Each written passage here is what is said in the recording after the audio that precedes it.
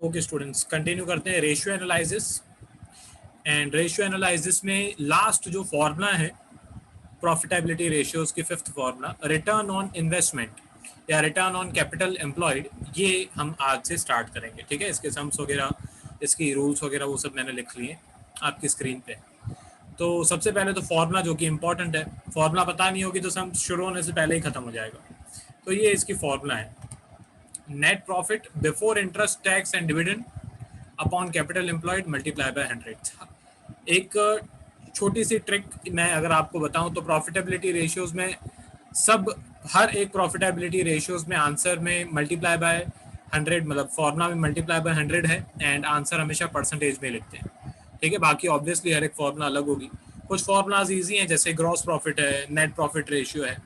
वो ईजी है क्योंकि उसमें आपको नाम पढ़ के ही पता चल जाएगा कि ग्रॉस प्रॉफिट में न्यूमरेटर में क्या होगा, ग्रॉस प्रॉफिट, नेट प्रॉफिट में भी न्यूमरेटर में होगा नेट प्रॉफिट। ओके, अच्छा, ये जो नेट प्रॉफिट है जो इस फॉर्मूला में है, इसके पहले नेट प्रॉफिट रेशियो हमने सीखा था, उसकी भी मैं फॉर्मूला बताता हूँ, वो हो चुका है।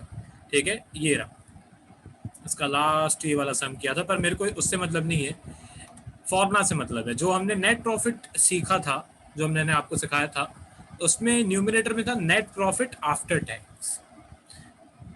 जो ये फॉर्मूला है रेट ऑन रिटर्न या रिटर्न ऑन कैपिटल एम्प्लॉयड, इस फॉर्मूला में आफ्टर टैक्स नहीं चाहिए, इस फॉर्मूला में before interest and tax and dividend चाहिए। तो सबसे पहले तो मैं स्टेप बाय स्टेप आपको समझा देता हूँ कि ये निकालेंगे। इसकी कोई फॉर्मूला नहीं है, net profit before interest and tax की कोई फॉर्मूला नहीं है। ओके, सिर्फ एक कॉन्सेप्ट आपको समझना पड़ेगा एक बार, बहुत बेसिक सा कॉन्सेप्ट है, ध्यान दो, मैं यहाँ पे साइड में समझा देता हूँ। सबसे पहले आता है नेट प्रॉफिट। ठीक है, हम सब कैलकुलेशन करते हैं, ग्रॉस प्रॉफिट में से हम ऑपरेटिंग एक्सपेंसेस से ऑपरेटिंग इनकम्स प्लस करते हैं, वो सब करके हमारा नेट प्रॉफिट आ जाता है। अब नेट प्रॉफिट एक बार हमारा आ गया, ठीक है, अब लास्ट में ऑब्वियसली ये जो नेट प्रॉफिट आया हमारा, इसमें सारे एक्सपेंसेस माइनस किए हुए हैं, इसमें जितने भी हमारे फर्म के एक्सपेंसेस थे वो माइनस किए हुए हैं, इनकम्स प्लस की हुई है। मतलब ये नेट प्रॉफिट के अंदर एक्सपेंसेस पहले से ही माइनस किए हुए हैं, इनकम पहले से ही प्लस की हुई है। ओके, अब इंटरेस्ट जो है वो हमारा एक टाइप का एक्सपेंस होता है। हमें यहाँ पे क्या चाहिए, मेरे को वो समझाना है। मेरे को यहाँ पे चाहिए net profit before interest and tax. Okay, dividend अगर दिया हो तो कभी कभी ज़्यादातर नहीं दिया होता है, mainly before interest and tax ही होता है, पर अगर डिविडेंड इंक्लूडेड है, दिया हुआ है, तो माइनस करना। तो सबसे पहले तो सब एक्सपेंसेस माइनस करने के बाद हमारा आता है net profit after interest. Net profit after interest मतलब इसमें से इंटरेस्ट माइनस किया हुआ है। ठीक है, एक्सपेंसेस ऑब्वियसली इसको ऐसे नहीं बोलते हैं कभी भी, इसको सिर्फ नेट प्रॉफिट ही बोलते हैं। आफ्टर इंटरेस्ट मैं लिख रहा हूँ क्योंकि इंटरेस्ट एक एक्सपेंस है, वो माइनस किया हुआ है। अब इंटरेस्ट आता है सबसे पहले, उसको हम माइनस करते हैं, नेट प्रॉफिट आफ्टर इंटरेस्ट आता है। फिर एक टैक्स का परसेंटेज दिया हुआ होता है, वो टैक्स भी हम माइनस कर देते हैं, तो हमारा नेट प्रॉफिट आफ्टर टैक्स आता है।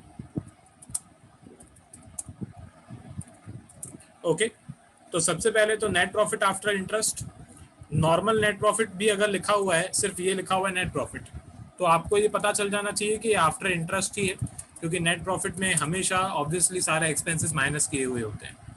अब हमें क्या चाहिए, हमें चाहिए नेट प्रॉफिट। मैं एक बार ये वापस लिख दूं, ओके, नेट प्रॉफिट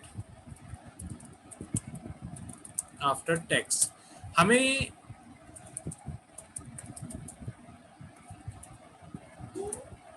ओके, हमें ये नहीं चाहिए, ना हमें नेट प्रॉफिट आफ्टर इंटरेस्ट चाहिए, ना हमें नेट प्रॉफिट आफ्टर टैक्स चाहिए इस फॉर्मूला में।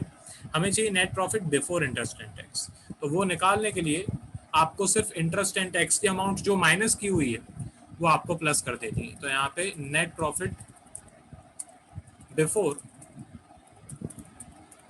इंटरेस्ट एंड टैक्स आपका आ जाएगा। हमें ये वाली अमाउंट चाहिए, मैं इसको हाईलाइट कर देता हूँ। ओके, ये दो अमाउंट्स में से कोई एक अमाउंट आपको दी हुई होगी, या तो आपको दिया होगा नेट प्रॉफिट आफ्टर टैक्स, या तो आपको दिया होगा नेट प्रॉफिट आफ्टर इंटरेस्ट। जो भी दिया हुआ है आपको क्या करना है, अगर नेट प्रॉफिट आफ्टर इंटरेस्ट दिया हुआ है तो इंटरेस्ट की अमाउंट प्लस कर दो। ओके, अगर नेट प्रॉफिट आफ्टर टैक्स दिया हुआ है तो टैक्स की भी अमाउंट एंड इंटरेस्ट की भी अमाउंट प्लस कर दो। अच्छा, अगर मैं थोड़ा और डिटेल में जाऊँ तो नेट प्रॉफिट आफ्टर इंटरेस्ट का मतलब ये है कि प्रॉफिट में से इंटरेस्ट की अमाउंट तो माइनस हो चुकी है, टैक्स की अमाउंट माइनस होना बाकी है। इसीलिए मैंने सिर्फ यहाँ पे लिखा है नेट प्रॉफिट आफ्टर इंटरेस्ट, क्योंकि टैक्स माइनस करना बाकी है। And net profit after tax का मतलब होता है कि इसमें से टैक्स माइनस हो चुका है एंड इंटरेस्ट भी माइनस हो चुका है। तो अगर मैं ऐसे और अच्छी तरह से लिखूं तो इसका मतलब ये होगा net profit after interest and tax, अगर मैं ज़्यादा थोड़ा डिटेल में लिखूं। ओके, इसकी कोई फॉर्मूला नहीं होती है net profit before interest and tax की, ये एक सिर्फ कॉन्सेप्ट होता है। मैं पूरा अगर सम अप करूं विद इन 7 सेकेंड्स तो आपको नेट प्रॉफिट की इन्फॉर्मेशन दी हुई होगी। नेट प्रॉफिट की इन्फॉर्मेशन में आपको इंटरेस्ट एंड टैक्स की अमाउंट जो माइनस की हुई है वो प्लस कर देनी है। ठीक है, ये मैंने खत्म कर दिया शॉर्ट में। चलो अभी फॉर्मूला ये रही, साइड में मैंने लिख दी है। इसमें डिनोमिनेटर में कैपिटल एम्प्लॉयड भी है, मल्टीप्लाई बाय 100 गवर्नमेंट का है, डिवाइड में डिनोमिनेटर में कैपिटल एम्प्लॉयड है। ओके, अब कैपिटल एम्प्लॉयड का मतलब क्या? कैपिटल एम्प्लॉयड का मतलब सिंपल है बहुत। कैपिटल का पैसा ऑब्वियसली जो हमें अलग अलग सोर्सेस, क्योंकि हम कंपनी अकाउंट्स पढ़ रहे हैं तो मेनली कैपिटल का जो पैसा होता है वो शेयर होल्डर्स का होता है। तो शेयर होल्डर्स का पैसा, या मैं बोलूँ कैपिटल का पैसा जो हमारे बिजनेस में लगा हुआ है, उसको हम लोग कैपिटल एम्प्लॉयड बोलते हैं। उस कैपिटल एम्प्लॉयड को फाइंड करने के 2 मेथड्स होते हैं, नीचे वो भी मैं समझाऊंगा अभी। ठीक है, पर कैपिटल एम्प्लॉयड का मतलब मेरे को पहले समझाना था। इन शॉर्ट, वो पैसा जो हमारे बिजनेस में लगा हुआ है शेयर होल्डर्स का, शेयर होल्डर्स का बोलो या प्राइवेट कंपनी के, अगर प्राइवेट कंपनी है तो ओनर्स का बोलो। ठीक है, कैपिटल, इन शॉर्ट कैपिटल जो हमारे बिजनेस में लगा हुआ है वो पैसा। ये फॉर्मूला का मतलब क्या है? Okay, rate on return, sorry rate on return नहीं, रिटर्न ऑन कैपिटल एम्प्लॉयड। तो ये फॉर्मूला से, जैसे ग्रॉस प्रॉफिट वाली फॉर्मूला से हमको क्या पता चलता है? वो एनालिसिस आपको पूछा नहीं हुआ है पर आपको पता होना चाहिए ऑब्वियसली, नहीं तो फॉर्मूला समझने का कोई मतलब नहीं है। तो ग्रॉस प्रॉफिट वाली फॉर्मूला में हमें पता चलता है कि ग्रॉस प्रॉफिट का कितना परसेंटेज है। नेट प्रॉफिट रेशियो की फॉर्मूला में हमें पता चलता है कि नेट प्रॉफिट का कितना परसेंटेज है। इस फॉर्मूला में हमें ये पता चलता है कि ओवरऑल जो कैपिटल हमने लगाया उस पर कितना, एक तरीके से रिटर्न, उस पर कितना परसेंटेज रिटर्न हमको मिलता है। एंड ऑब्वियसली इसका परसेंटेज जितना ज़्यादा होगा उतना अच्छा, जितना ऑब्वियसली ज़्यादा आपको रिटर्न मिलेगा उतनी अच्छी बात है आपके लिए। ओके, कम रिटर्न आ रहा है तो बुरी बात है। तो ओवरऑल एफिशिएंसी जो है बिजनेस की वो इस रेशियो से पता चलती है। अच्छा, आप कैपिटल एम्प्लॉयड, तो 2 तरीके हैं कैपिटल एम्प्लॉयड फाइंड करने के। एक है लायबिलिटी साइड अप्रोच, ये जो मैं अभी सिखा रहा हूँ बेटा, ये आपको गुडविल, एक चैप्टर है आपका वैल्यूएशन ऑफ गुडविल, उसमें भी काम आएगा। सेम चीज़ उसमें भी मैं सिखाऊंगा एंड सेम चीज़ यहाँ पे भी मैं सिखा रहा हूँ, पर आप अगर याद रखो तो बहुत अच्छा, क्योंकि यही सेम कैपिटल एम्प्लॉयड की कैलकुलेशन, यही सेम फंडे उसी चैप्टर में भी है, उस चैप्टर में भी है कैपिटल एम्प्लॉयड। एंड आपको सीखा हुआ होना चाहिए, इजी हो जाएगा आपके लिए अगर अभी आप अच्छी तरह से सीखोगे। ठीक है, तो यहाँ पे लायबिलिटी साइड अप्रोच एक फर्स्ट मेथड है एंड दूसरा है एसेट साइड अप्रोच। 2 तरीके हैं, दोनों में से ऑब्वियसली आपकी मर्जी है आपको कौन से तरीके से फाइंड करना है, या क्वेश्चन की इंफॉर्मेशन की मर्जी है। ओके, इंफॉर्मेशन पे भी डिपेंड होता है कि आप लायबिलिटी साइड अप्रोच से निकाल सकते हो कैपिटल एम्प्लॉयड या एसेट साइड से। ओके, अगर आपको ज़्यादा इंफॉर्मेशन दी हुई है, दोनों की इंफॉर्मेशन दी हुई है, लायबिलिटी साइड अप्रोच की भी है एसेट साइड अप्रोच की भी, तो आपकी मर्जी। ओके, क्वेश्चन में कभी ऐसे आज तक मैंने तो नहीं देखा है कि आपको बोला हुआ okay calculate capital employed through asset side approach, बोला हुआ है तो कर दो, मैं दोनों सिखा रहा हूँ। एंड जो सम्स मैं कराऊंगा उसमें मैं बताऊंगा भी दोनों तरीके से, फिर आपकी मर्जी। तो सबसे पहले तो लायबिलिटी साइड अप्रोच, इसमें ऑब्वियसली लायबिलिटी साइड अप्रोच पता चल जाता है। लायबिलिटी साइड से आप कैसे निकाल सकते हो? तो इसमें आपको 2 चीज़ों को प्लस करना होता है। सबसे पहले share holders fund, share holders fund मतलब share capital and reserves, and non current liabilities. Non current liabilities में 2 चीज़ें हैं, long term borrowings and long term provisions, LTP लिखा हुआ है मैंने। अच्छा, इसमें रिजर्व्स में एक पॉइंट जो हम पहले भी बहुत बार सॉल्व कर चुके हैं, कभी कभी आपको सरप्लस दिया होता है पर सरप्लस दिया होता है, ब्रैकेट में लिखा हुआ होता है डेबिट। ओके, तो अगर डेबिट लिखा हुआ है तो वो माइनस करना, वो मैं बता चुका हूँ, मैं यहाँ पे लिख नहीं रहा हूँ, आपको अगर लिखना है तो अपनी बुक में लिख लो। ठीक है, अगर आपको डेबिट बैलेंस दिया हुआ है सरप्लस का तो माइनस करना है, ये आप पहले भी सीख चुके हो फॉर्मूलाज में, मैं पहले भी बता चुका हूँ, पर मैंने सोचा अभी एक बार वापस से, क्योंकि शेयर होल्डर्स फंड की बात आई है तो मैंने बोला मैं बता दूँ। ओके, हाँ बस ये इजी है। लायबिलिटी साइड मैं पर्सनली, अगर मेरे से आप पूछो तो अगर मैं स्टूडेंट की जगह पे होता, अगर मैं एग्जाम दे रहा होता एंड मेरे पास ऑप्शन होता कि एसेट साइड अप्रोच भी है, लाइबिलिटी साइड अप्रोच भी है, तो मैं पर्सनली लाइबिलिटी साइड अप्रोच से कैलकुलेशन करता, क्योंकि मगजमारी नहीं है, थोड़ी शॉर्ट है मगजमारी, तो वैसे एसेट साइड अप्रोच में भी नहीं है, वो भी ईजी है। कभी कभी तो इन्फॉर्मेशन पे भी डिपेंड करता है, ऐसे नहीं है कि हर बार आपके पास ऑप्शन होगा। चलो दूसरा, एसेट साइड अप्रोच में नॉन करंट एसेट जितने भी हैं, नॉन करंट एसेट्स जो हैं वो हमें चाहिए, उसमें fixed asset, non current trade investment. अब ट्रेड इन्वेस्टमेंट क्या होती हैं वो मेरे को समझाना पड़ेगा। Long term loans and advances, तो इसमें एसेट साइड वाली अप्रोच में नॉन करंट एसेट चाहिए एंड वर्किंग कैपिटल चाहिए। अब वर्किंग कैपिटल की फॉर्मूला 1000 बार पहले भी कर चुके हैं। ये वर्किंग कैपिटल की फॉर्मूला होती है current asset minus current liabilities, मतलब नॉन करंट एसेट के अंदर वर्किंग कैपिटल को प्लस करना है, तो आपका एसेट साइड से कैपिटल एम्प्लॉयड की वैल्यू जो है वो आ जाएगी। ओके, अब सबसे पहले तो एक पॉइंट यहाँ पे न्यू निकली अभी just, non current trade investment. Non current का मतलब तो आपको पता है लंबे टाइम वाली इन्वेस्टमेंट्स, पर ट्रेड इन्वेस्टमेंट का मतलब क्या होता है? ओके, नॉन ट्रेड इन्वेस्टमेंट्स का मतलब क्या होता है वो मैं आपको समझा देता हूँ।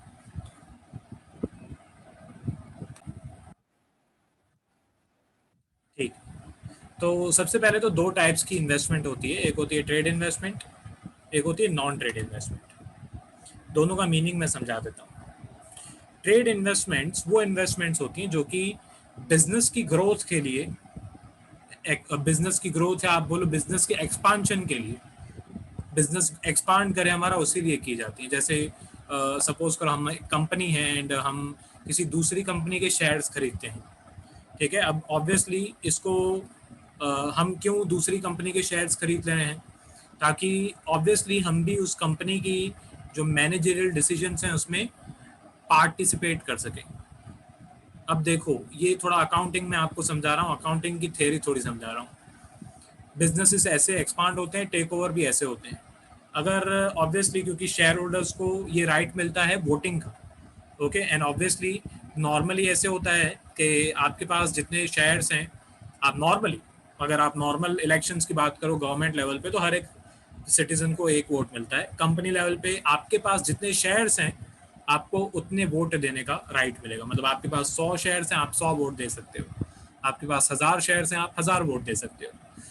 तो कंपनी इस तरीके से, कंपनीज इस तरीके से एक्सपांड करती हैं दूसरी कंपनी के शेयर्स खरीद के। एंड ऑब्वियसली जितना बड़ा, मतलब ऑब्वियसली जितने ज़्यादा दूसरी कंपनी के शेयर्स आपके पास होंगे उतने ज़्यादा आप उस कंपनी के प्रॉफिट्स, ऑब्वियसली जिनके पास ज़्यादा शेयर्स होते हैं प्रॉफिट का भी पार्ट उतना बड़ा मिलता है, क्योंकि share holders are real owners, क्योंकि उनका ही पैसा लगा हुआ होता है, लास्ट में जो प्रॉफिट होता है वो भी उनको ही मिलता है। तो वो प्रॉफिट तो आपको मिलेगा ही, पर आप उनके डिसीजंस में भी पार्टिसिपेट कर सकते हो, मैनेजमेंट कैसे चलेगी, ओके, वो सब भी आप डिसाइड कर सकते हो, और आपके पास जितने ज़्यादा शेयर्स होंगे उतने। तो इस टाइप की इन्वेस्टमेंट्स को जो कि ग्रोथ के लिए, एक्सपांशन के लिए की जाती है, उसे ट्रेड इन्वेस्टमेंट बोलते हैं।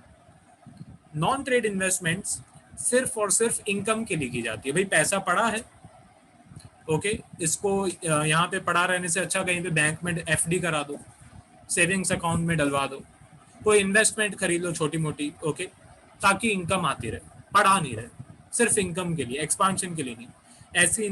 ऐसी इन्वेस्टमेंट्स को हम नॉन ट्रेड इन्वेस्टमेंट बोलते हैं। ओके, आई होप मैं क्लियर हूँ। तो नॉन ट्रेड इन्वेस्टमेंट्स जो हैं, हमें नॉन करंट ट्रेड इन्वेस्टमेंट हमें चाहिए, नॉन ट्रेड इन्वेस्टमेंट हमें नहीं चाहिए। अब ये इसका मीनिंग था। अब आपकी टेक्स्ट बुक में आपकी टेक्स्ट बुक में मीनिंग पे लोग जाते नहीं है, बताने क्यों। तो आपकी टेक्स्ट बुक में अगर आपको क्वेश्चन में इन्वेस्टमेंट्स दी हुई हैं, कुछ भी नहीं बताया हुआ है कि ये इन्वेस्टमेंट ट्रेड इन्वेस्टमेंट है कि नॉन ट्रेड इन्वेस्टमेंट है, तो आपको ये अज्यूम करना है कि वो ट्रेड इन्वेस्टमेंट है। Okay, non trade investment specify करते हैं आपके टेक्स्ट बुक वाले, मतलब आपको बताते हैं कि ये नॉन ट्रेड इन्वेस्टमेंट है, ठीक है। तो आपको, मतलब जिसने नहीं भी समझा होगा वो भी, उसको भी पता चल जाएगा कि हाँ ये नॉन ट्रेड इन्वेस्टमेंट है, क्योंकि लिख के देते हैं कि ये नॉन ट्रेड इन्वेस्टमेंट है। मीनिंग पता होना चाहिए, पर क्या करें, ऐसा है अभी। तो नॉन ट्रेड इन्वेस्टमेंट हमें नहीं चाहिए। अगर क्वेश्चन में दी हुई है तो दोनों मेथड्स में से आपको एक्सक्लूड कर दिए।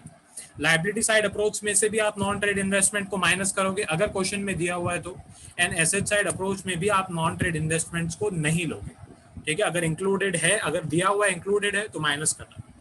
तो ये तो हो गई थियरी, ये मैंने समझा दिया आपको कॉन्सेप्ट एंड फॉर्मूलाज वगैरह कैलकुलेशन कैसे करनी है। पॉज करके लिख लेना जो लोग ऐप पे वीडियो देख रहे हैं, लेक्चर देख रहे हैं। ओके, पॉज करते लिखते जाना प्लीज। ये साइड में भी एक वर्ड मिसिंग था, वो मैंने दिखा दिया। ओके, मैं स्क्रॉल कर देता हूँ। ठीक है, पॉज करके लिखते रहना, अभी सम्स पे आ जाते हैं। सबसे पहले तो एक एग्जांपल नंबर 121 है, calculate return on investment from the following information.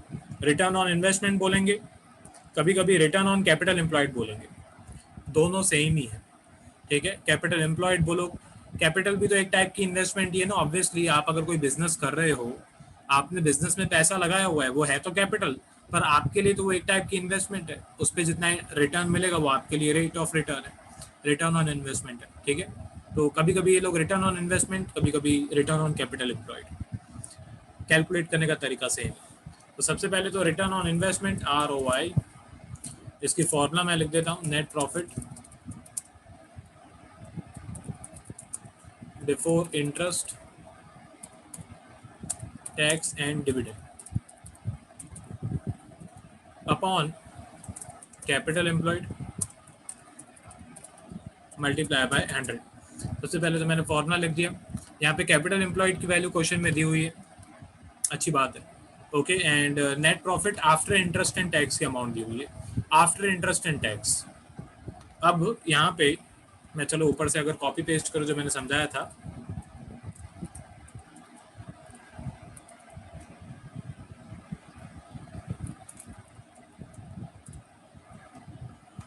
Okay, ये मैं कॉपी पेस्ट कर लेता हूँ।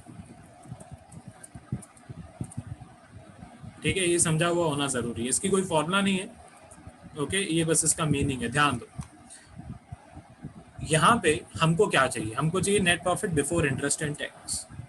आपको क्वेश्चन में क्या दिया हुआ है, net profit after interest and tax, मतलब आपको लास्ट वाली अमाउंट दी हुई है। ये वाली अमाउंट गिवन है, हमें ये वाली अमाउंट चाहिए नहीं, हमें ये वाली अमाउंट चाहिए, net profit before interest and tax. उसके बाद आपको यहाँ पे 10% डिबेंचर्स दिया हुआ है। डिबेंचर्स एक टाइप की लॉन्ग टर्म बोरोइंग है। इस पे जो अमाउंट है 10 लाख रुपए, वो मेरे कोई काम की नहीं है। ठीक है, इस पे जो इंटरेस्ट निकलेगा वो मेरे काम का है, क्योंकि डिबेंचर्स हैं एंड 10% इंटरेस्ट है। ओके, टैक्स का परसेंटेज आपको दिया हुआ है 40%, इन कैपिटल एम्प्लॉयड की वैल्यू दी हुई है। अब यहाँ पे ये जो नेट प्रॉफिट है आफ्टर इंटरेस्ट एंड टैक्स, इसमें से टैक्स की अमाउंट एंड इंटरेस्ट की अमाउंट माइनस की हुई है, ये आपको दिया हुआ है क्वेश्चन। ठीक है, क्वेश्चन में आपको दिया हुआ है, तो मैं यहाँ पे सपोज कर लेता हूँ, मैं यहाँ पे लिख देता हूँ,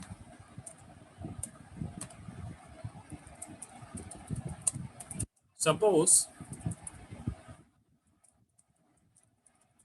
net profit after tax, after interest and tax लिखो या आफ्टर टैक्स लिखो, बात एक ही, is ₹100।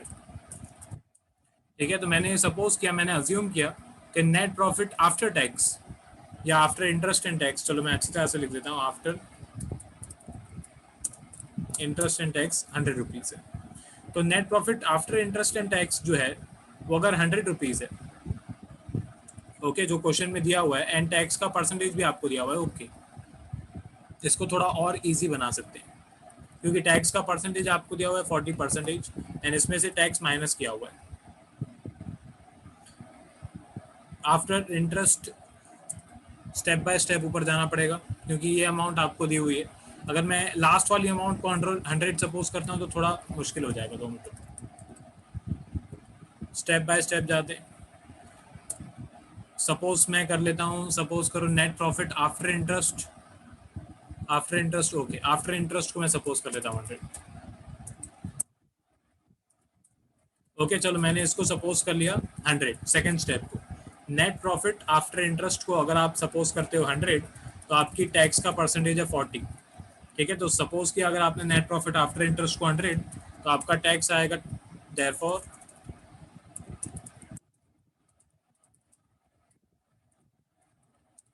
Tax equals to ₹40।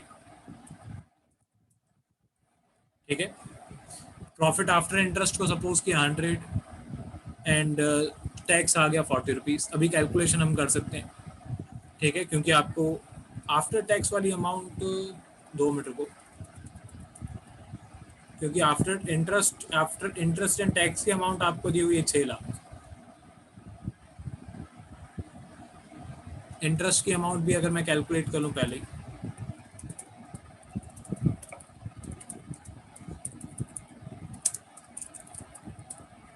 Interest on debentures equals to 10 lakh multiply by 10%,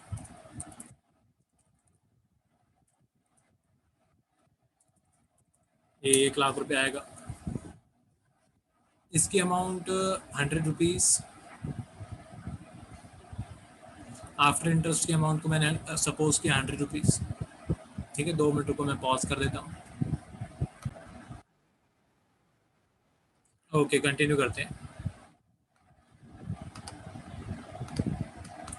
यहाँ पे सही जा रहे हैं, कोई प्रॉब्लम नहीं है। तो मैंने नेट प्रॉफिट आफ्टर इंटरेस्ट को मैंने सपोज किया 100। नेट प्रॉफिट आफ्टर इंटरेस्ट अगर 100 है तो उस पर टैक्स का 40% है, तो 40 रुपीज़ आएगा टैक्स की अमाउंट। तो अब अगर टैक्स भी हटा देंगे तो net profit after interest and tax, okay, तो net profit after interest and tax की अमाउंट आ जाएगी 60 रुपीज़। ठीक है, 100 रुपये है आपकी नेट प्रॉफिट आफ्टर इंटरेस्ट की अमाउंट, उसमें से टैक्स का पैसा है 40 रुपये, तो 100 में से 40 हटा दो तो बाकी जो अमाउंट आ जाएगी वो आ जाएगी net profit after interest and tax की 60 रुपीज़, जो कि क्वेश्चन में आपको दी हुई है 6 लाख। अब बस क्रॉस मल्टीप्लाई करना है। ठीक है, तो मैं यहाँ पे लिखूंगा 60 rupees equals to 6 lakh. Okay, तो 40 रुपीज़ इक्वल्स टू कितना, मैं टैक्स की अमाउंट निकाल दूँ। ठीक है, तो अब यहाँ पे मैं लिख देता हूँ tax equals to 40 multiply by 6 lakh. 40 ऊपर जाके मल्टीप्लाई हो जाएगा 6 लाख के साथ, एंड 60 जो है वो नीचे आके डिवाइड हो जाएगा।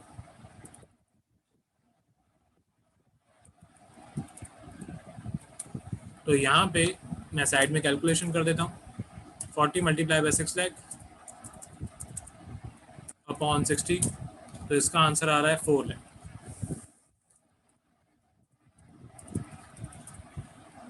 और अब ये जो है ये है टैक्स की अमाउंट।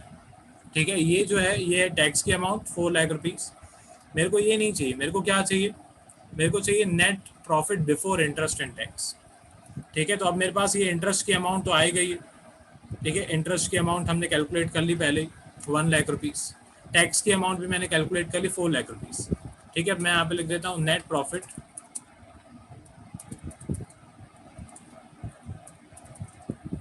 बिफोर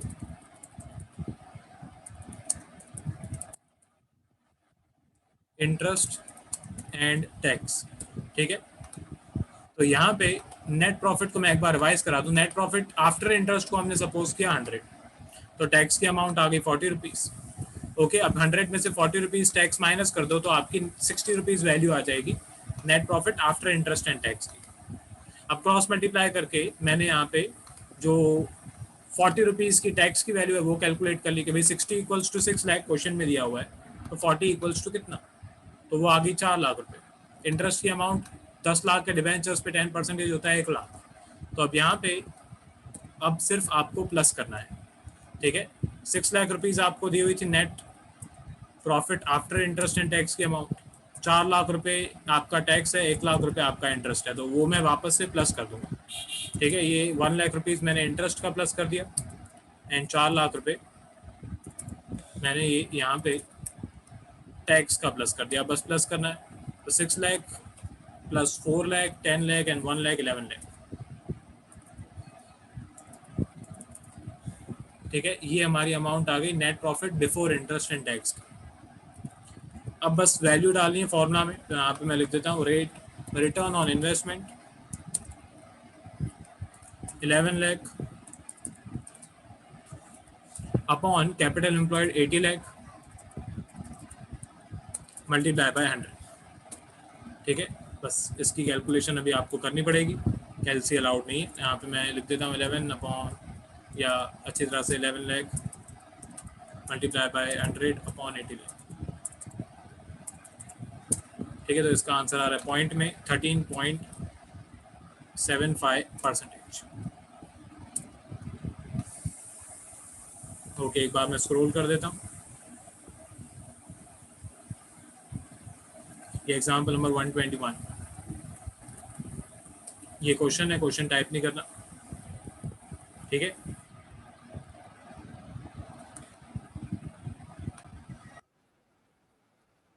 ओके स्टूडेंट्स, आगे कंटिन्यू करते हैं। एग्जाम्पल नंबर 122 पे आ जाते हैं अभी। तो अब यहाँ पे rate on return, return on capital, मेरे को rate on return on capital employed बोलने की आदत है, ठीक है। रिटर्न ऑन कैपिटल एम्प्लॉयड, इसकी इंफॉर्मेशन आपको दी हुई है, हमें कैलकुलेशन करनी है। अब यहाँ पे जितनी इंफॉर्मेशन दी हुई है उस हिसाब से, जैसे फिक्स्ड एसेट की इंफॉर्मेशन दी हुई है, लॉन्ग टर्म ट्रेड इन्वेस्टमेंट की वैल्यू दी हुई, current asset, equity share capital, preference share capital, reserves and surplus, current liabilities, 12% debentures, आपको सारी इंफॉर्मेशन दी हुई है, लायबिलिटीज की भी, एसेट्स की भी। तो कैपिटल एम्प्लॉयड कैसे निकालना है इस सब में वो आपकी मर्जी है, क्योंकि आपको लायबिलिटी साइड अप्रोच की भी वैल्यूज दी हुई हैं, एसेट साइड अप्रोच की भी वैल्यूज दी हुई हैं। तो मैं दोनों सिखा देता हूँ, फिर एग्जाम में आपकी मर्जी है। मेरे को लायबिलिटी साइड अप्रोच ज़्यादा सिंपल लगती है। अगर मैं स्टूडेंट होता तो फटाफट मैं वही करता, क्योंकि उसमें अमाउंट्स कम प्लस माइनस करनी पड़ती है, ठीक है। चलो अभी आगे आ जाते हैं, वैसे दोनों ही ईजी हैं, आपकी मर्जी। तो यहाँ पे सबसे पहले तो मैं फॉर्मूला लिखूंगा, net profit before interest, tax and dividend upon capital employed multiply by 100। अब यहाँ पे सबसे पहले तो मैं net profit before interest and tax निकाल देता हूँ। Net profit after interest and tax आपको दिया हुआ है, ठीक है। मैं यहाँ पे लिख देता हूँ net profit before interest,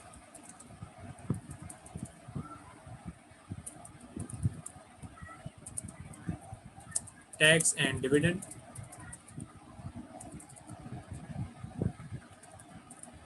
equals to 1,20,000, जो आपको क्वेश्चन में दिया हुआ है। सबसे पहले टैक्स की अमाउंट भी आपको दी हुई है 1,20,000, वो मैं प्लस कर दूंगा वापस से, एंड इंटरेस्ट, ठीक है। तो इंटरेस्ट डायरेक्टली नहीं दिया हुआ है, इनडायरेक्टली दिया हुआ है, ठीक है। लास्ट में अगर आप देखो तो आपको 12% डिबेंचर्स दिए हुए हैं, 12% पे ध्यान दो। ये प्रेफरेंस शेयर कैपिटल का भी आपको परसेंटेज दिया हुआ है 10%, ठीक है। सबसे पहले तो ये 12% डिबेंचर्स जो है उसका मैं आपको बता देता हूँ। 10% प्रेफरेंस शेयर कैपिटल जो है उस पर भी क्या करना है वो भी मैं बता दूंगा। तो सबसे पहले तो ये डिबेंचर से 4 लाख, अगर मैं नीचे इसकी कैलकुलेशन अलग से लिखूं,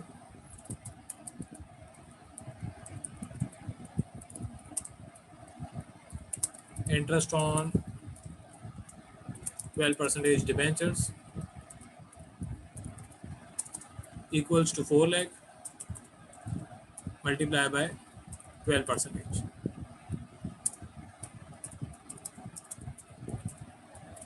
इसका आंसर आ रहा है 48,000 रुपीज़। तो ये 48,000 जो रुपीज़ है ये भी मैं यहाँ पे प्लस करूँगा।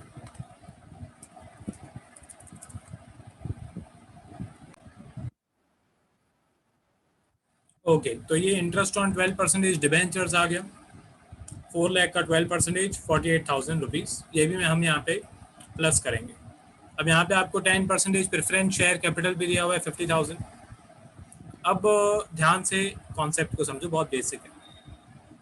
डिविडेंड इक्विटी शेयर्स पे मिलता है, प्रेफरेंस शेयर होल्डर्स को डिविडेंड नहीं मिलता है, इंटरेस्ट मिलता है, क्योंकि उनकी हमेशा एक फिक्स्ड अमाउंट होती है प्रेफरेंस शेयर होल्डर्स की। Dividend is not a fixed amount. अगर आपने शेयर कैपिटल चैप्टर समझा है, डिविडेंड का हमेशा फिक्स नहीं होता है। अगर कंपनी प्रॉफिट कमाएगी डिविडेंड मिलेगा, कंपनी को प्रॉफिट नहीं होता है डिविडेंड नहीं मिलेगा। यहाँ पे डिविडेंड का इक्विटी शेयर कैपिटल का कोई परसेंटेज दिया नहीं हुआ है। आपको कंफ्यूज करने के लिए प्रेफरेंस शेयर कैपिटल पे परसेंटेज दिया हुआ है ताकि आप उस पर निकाल दो, ठीक है। पर प्रेफरेंस शेयर पे डिविडेंड नहीं, इंटरेस्ट मिलता है, उनकी एक फिक्स्ड अमाउंट होती है, ठीक है। तो वो हमारे कोई काम की नहीं है यहाँ पे। ये 48,000 ही हमारे काम का है। तो यहाँ पे ये 3 अमाउंट्स को मैं प्लस कर देता हूँ, 1,20,000 प्लस 1,20,000 प्लस 48,000, तो 2,88,000 जो है वो हमारी अमाउंट आ रही है।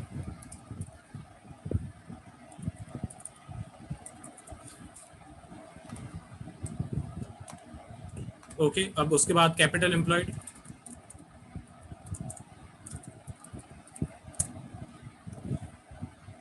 मैं यहाँ पे लाइबिलिटी साइड अप्रोच से निकाल देता हूँ। ठीक है, ये सम इस लेक्चर में तो पूरा नहीं हो पाएगा क्योंकि 1 मिनट के अंदर ये लेक्चर अपने आप वीडियो रिकॉर्डिंग जो है वो बंद हो जाएगी। तो इसके बाद वाले लेक्चर में ये सम जो है वो पूरा आपको मिल जाएगा। जो लोग अभी लाइव अटेंड कर रहे हैं लेक्चर, बेटा आप वापस से उसी लिंक के ऊपर क्लिक करना प्लीज़ जो मैंने आपको सेंड की है। मैं वापस से अभी लेक्चर स्टार्ट करने वाला हूँ जिसमें आगे सब मैं करवाऊँगा आपको। ओके, ये सब मैं आगे कंप्लीट करवाऊँगा। जो लोग अभी लाइव लेक्चर अटेंड कर रहे हैं वापस से उसी लिंक के ऊपर क्लिक करना। ठीक है, चलो आगे बढ़ते हैं। तो कैपिटल एम्प्लॉयड सबसे पहले तो मैं लाइबिलिटी साइड अप्रोच से फाइंड कर लेते हैं। ओके, अब फॉर्म ऑब्वियसली आपको मीनिंग पता होना चाहिए। मैं अगर ऊपर लेके जाऊँ वापस तो इसमें दो चीज़ें चाहिए, एक तो शेयर होल्डर्स, ये शेयर होल्डर्स फंड, और एक है नॉन करंट लाइबिलिटी। ठीक है, ओके, तो ये दो चीज़ें इसमें चाहिए। शेयर होल्डर्स फंड आपको यहाँ पे दिए हुए हैं, इक्विटी शेयर कैपिटल आपको दिया हुआ है, प्रेफरेंस शेयर कैपिटल आपको दिया हुआ है, रिजर्व्स एंड सरप्लस भी आपको दिया हुआ है, एंड 12% डिवेंचर्स आपको लॉन्ग टर्म बोराइंग दी हुई है। तो ये सारी अमाउंट्स को हम प्लस कर देंगे तो हमारी कैपिटल एम्प्लॉयड की वैल्यू जो है वो आ जाएगी। यहाँ पे मैं लिख देता हूँ equity share capital equals to ₹50,000, 10% preference share capital